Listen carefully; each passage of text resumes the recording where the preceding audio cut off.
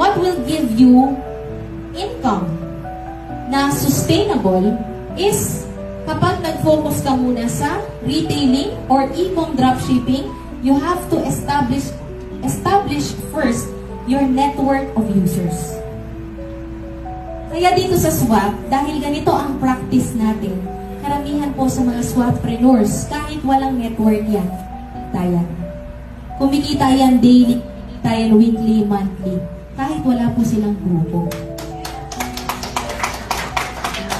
So makikita niyo po sila online. Mga mommies, mga nasa bahay lang, pero nagkakaroon sila ng extra income because they're doing retailing. And ito po yung mas madali. Because we have already laid the foundations for it.